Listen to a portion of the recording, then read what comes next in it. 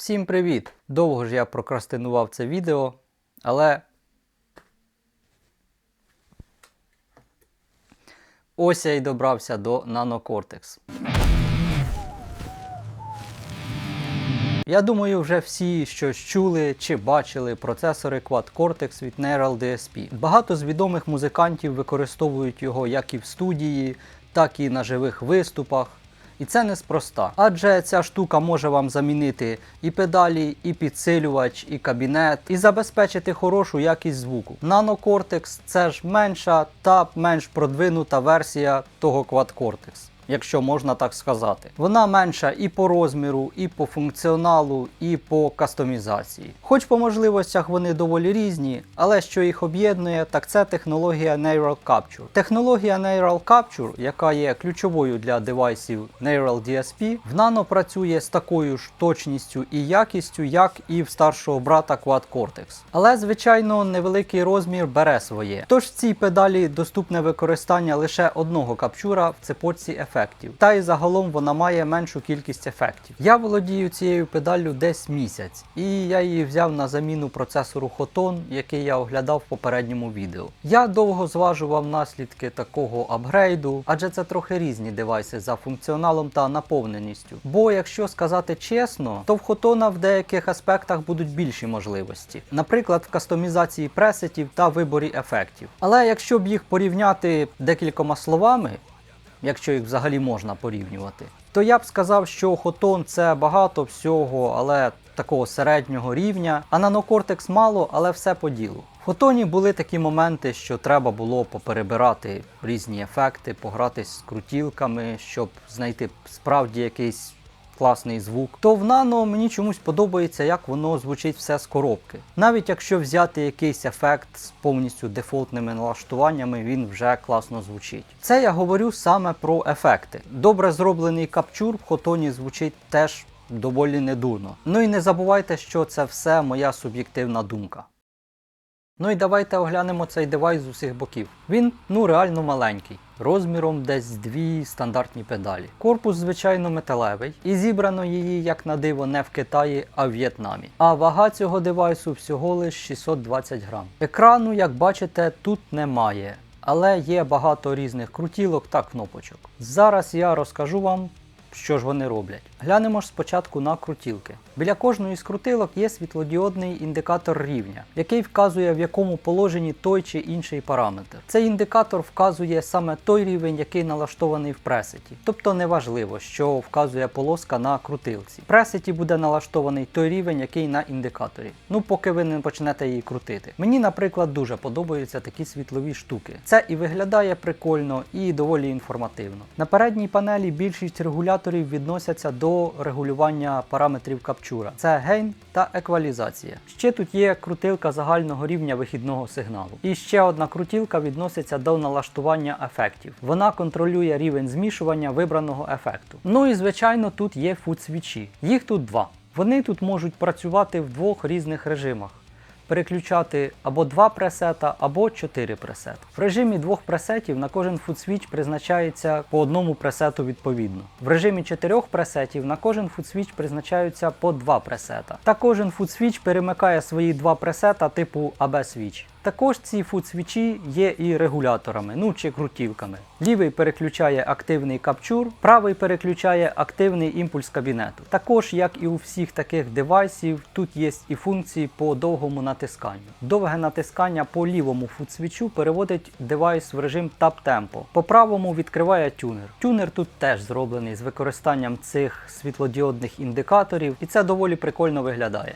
А тепер про кнопки. Зверху в нас є 3 кнопки для збереження пресету, для ввімкнення режиму капчуру та кнопка Exit, якщо ви кудись не туди залізли і треба вийти. Маленькі ж кнопки по бокам відповідають за перемикання банків капчурів та імпульсів. І тут у вас може з'явитись питання, і що мені, робити з цими кнопками і крутілками? Як мені зрозуміти, що я саме тут наклацав і що я змінив? Якось та й можна, але я цим сильно б не страждав і скачав би програму для телефону, через яку якраз і буде зручно все це налаштовувати. Щодо програми на ПК, то для Nano її немає. Вона є тільки для Quad Cortex. Про саму програму для телефона я поговорю ще більш детальніше, але трохи пізніше. Але якщо ви все ж хочете щось налаштувати без телефону, то треба розуміти, що капчури тут розбиті на 5 банків, в кожній з яких може бути 5 капчурів. Ці капчури ви можете назначити туди самі для швидкого доступу.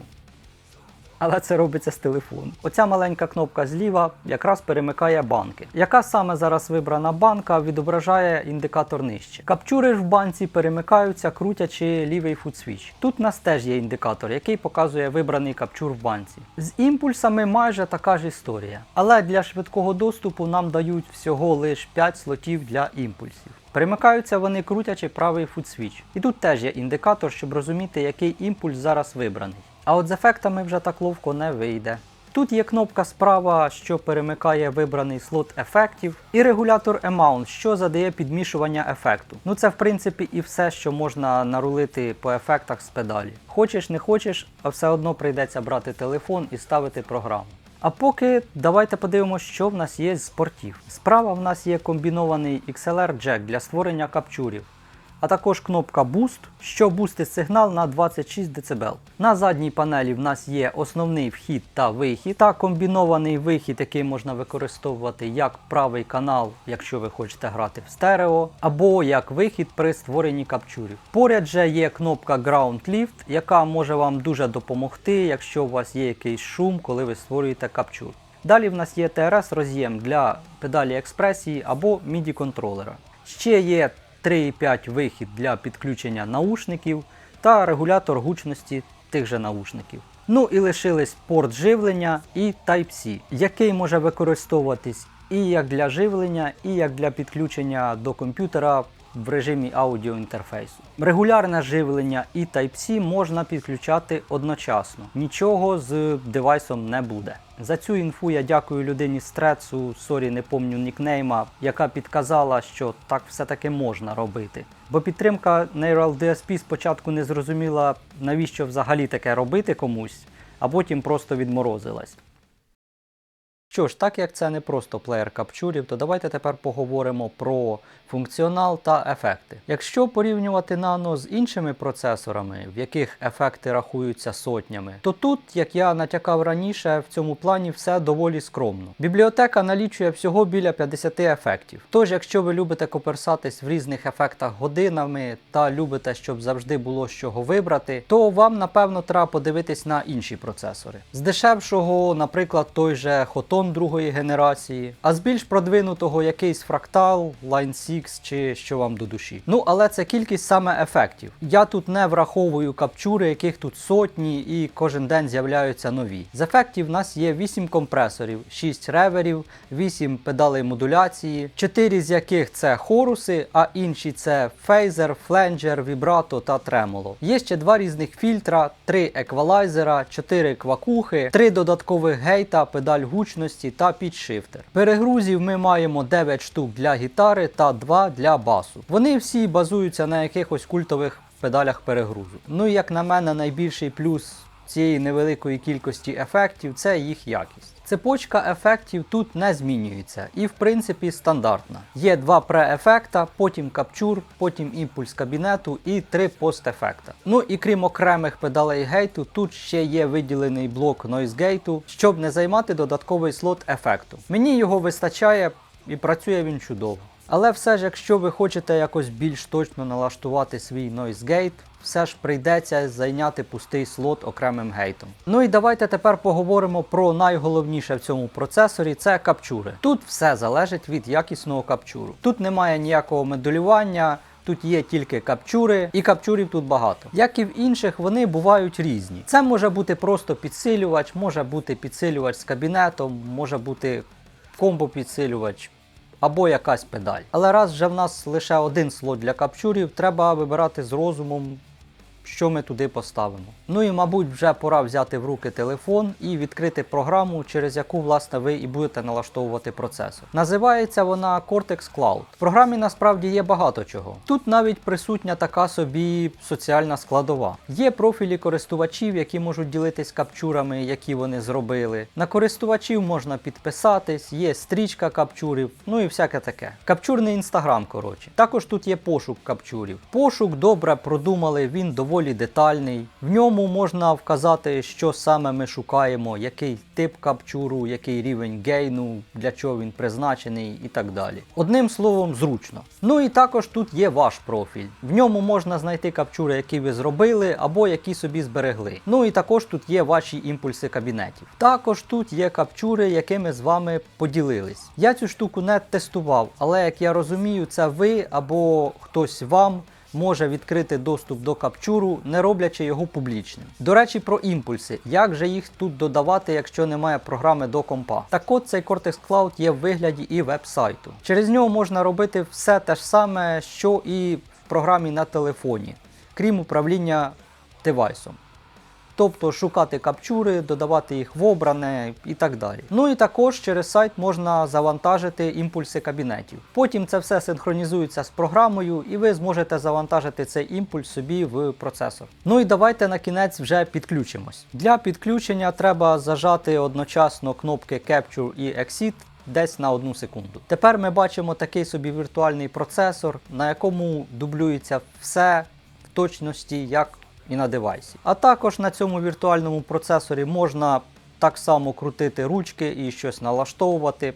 Ну так само ж, як на девайсі. В мене Nano в режимі 4 пресетів. Тож зразу після підключення ми бачимо ці 4 пресета, які призначені на футсвічі. Якщо ми прогортаємо вниз, то ми побачимо налаштування активного пресету. Спочатку в нас йде капчур та його рівень гучності. Гейн та еквалізація налаштовуються на девайсі крутілками або на віртуальному девайсі в програмі. Далі йде імпульс кабінету. Якщо імпульс ваш власний, то з налаштувань доступно тільки гучність і low-pass, high-pass фільтри. Якщо використовується один з заводських імпульсів, то тут можна додатково налаштувати тип та позицію мікрофона. Далі в нас йде той самий окремий гейт, який не займає слот ефекту. В нього лише одна крутилка рівня гейту. Далі вже йдуть ефекти. 2 слота преефектів та 3 слота постефектів. Треба нажати на ефект, щоб побачити його налаштування. Ну і тепер же ми можемо налаштувати якісь параметри. Головне не забути його включити, бо я чогось постійно очікую, що ефект сам включиться, коли я відкрив його налаштування. А потім дивуюсь, чого нічого не змінилось. Перейдемо тепер в меню налаштувань. Тут є кнопка збереження пресету як нового, ну типу копіювання. Є кнопка початку створення капчуру, налаштування темпу,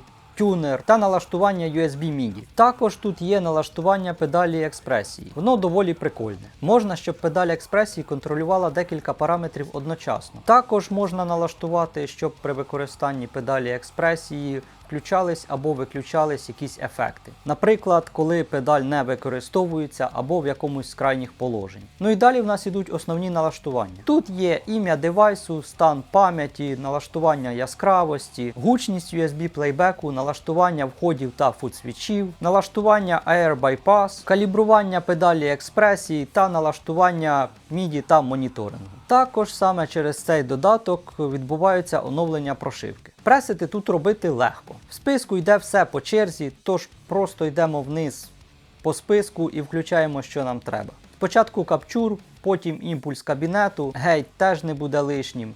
Ну і додамо якийсь ревер. Готово, тепер можна зберігати. З девайсом також іде декілька заводських пресетів, які призначені для того, щоб продемонструвати можливості цього девайсу. Тож для демонстрації звуку я їх і буду використовувати. Як завжди в моїх оглядах беремо Clean, Crunch та High Gain пресети та щось граємо. Ну і про бас не забудемо теж.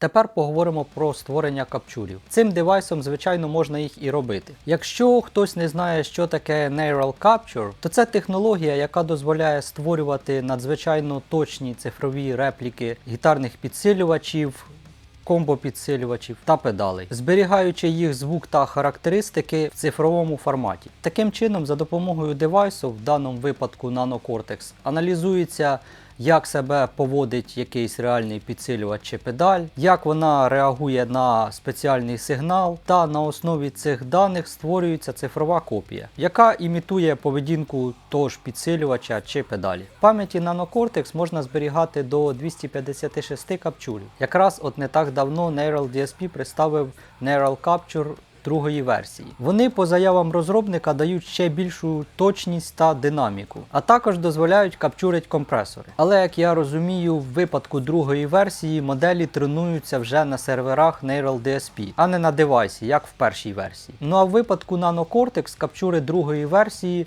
можна поки що тільки використовувати, а робити ні. Робить він тільки першу версію капчурів. Це в принципі стандартна історія, що якийсь функціонал додають поступово. З Photon була така ж сама історія. Коли туди додали капчури, то спочатку їх можна було тільки використовувати, а потім вже і створювати. Ну а для Nano Cortex створення капчурів другої версії вже анонсовано і воно в розробці. Сподіваюсь, що розробка цих нових оновлень з підтримкою капчурів другої версії не займе дуже багато часу. І вони не заб'ють на підтримку Nano Cortex, граючись з новою іграшкою Quad Cortex Mini. На цей раз я вирішив не мучатись з капчуром голови кабінету. Доволі проблематично застати світло на реп-базі, і чекаючи його, відео могло б затягнутися ще на півроку.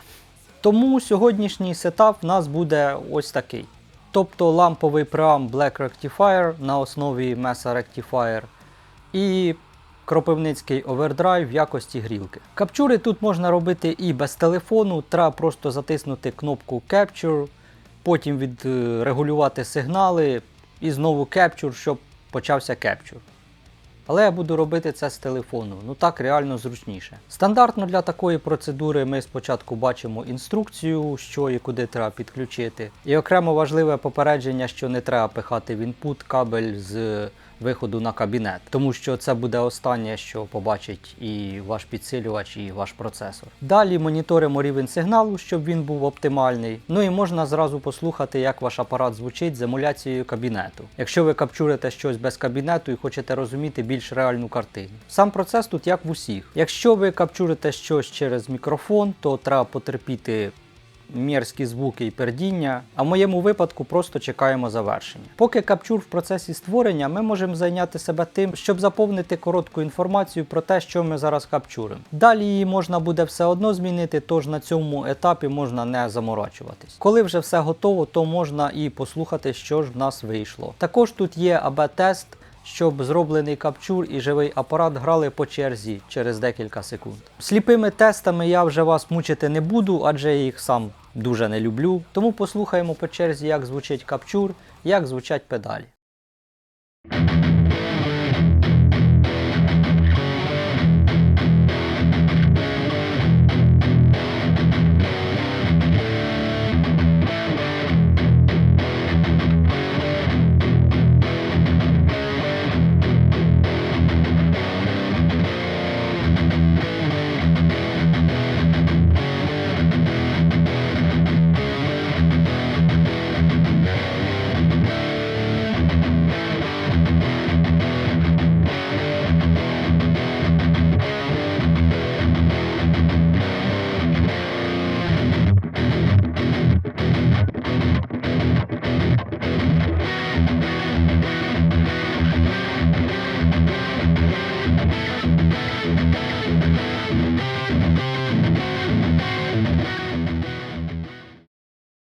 Ну а тепер висновки. Кожен вище сказаному та почутому знайде свої плюси та мінуси. А в мене свої. Це, як завжди, суб'єктивна думка, яка не претендує на правду. Почнемо з плюсів. Мені подобається проста та зручна програма для налаштування. Мені подобається, як тут звучать ефекти і капчури. Круто, що є можливість автоматизації через педаль експресії. Чудово працюють такі ефекти, як даблер та підшифтер, тому що в деяких процесорах вони не завжди адекватно працюють. Ну і звичайно його розміри теж плюс. Ще великий плюс, що він може працювати від USB. В теперішній час це особливо важливо, адже можна взяти просто павербанк, навушники і грати. Ну і тепер про мінуси. Ну і про такі штуки, яких трохи не вистачає. Мені в принципі ок, що тут небагато ефектів. Я був готовий до цього, я вибирав такий процесор, щоб там не було сотні ефектів, щоб не сидіти годинами і не вибирати, що ж там є годного. Але деяких все ж не вистачає. Наприклад, вамі або чогось такого. Хоча тут є підшифтер, який можна прив'язати до педалі експресії, щоб він міняв висоту пітча. Але в підшифтера є можливість підвищувати тон тільки на одну октаву вверх або вниз. Ну цього геть мало. Тому я очікую, що щось таке з'явиться в майбутніх оновленнях. Не знаю, це мінус чи ні, але як на мене налаштовувати її без телефону, ну в принципі нереально. Тож якщо у вас кнопочний телефон, ця педаль не для вас. Для самого Cortex Cloud було б прикольно додати можливість ділитись не тільки капчурами, а й пресетами. Так само як це зроблено і для Quad Cortex. Бо зараз, якщо у вас Nano Cortex, то ви можете просто сумно походити по Cortex Cloud, подивитись на пресети і більш нічого. Ще було б прикольно, якби був хоча б один глобальний слот ефектів. Поясню для чого. Наприклад, в мене є 4 пресети, і я хочу пограти щось з підшифтером на цих пресетах. Для цього мені треба зайти в кожен пресет і включити там підшифтер. З глобальним слотом ефектів я б міг поставити той підшифтер зразу на всі пресети. Ну, наприклад. Ну і звичайно, я чекаю підтримку створення капчурів другої версії. Ну, отакі в мене мінуси. Якщо ви для себе побачили ще щось, обов'язково напишіть в коментах. Може я це пропустив. Але девайс ще доволі свіжий, тож я думаю, його функціонал підтягнуть з оновленнями прошивки. А на цьому в мене все. Пока! Адже доволі правдиве... Блять, хуй. Похуй, блять.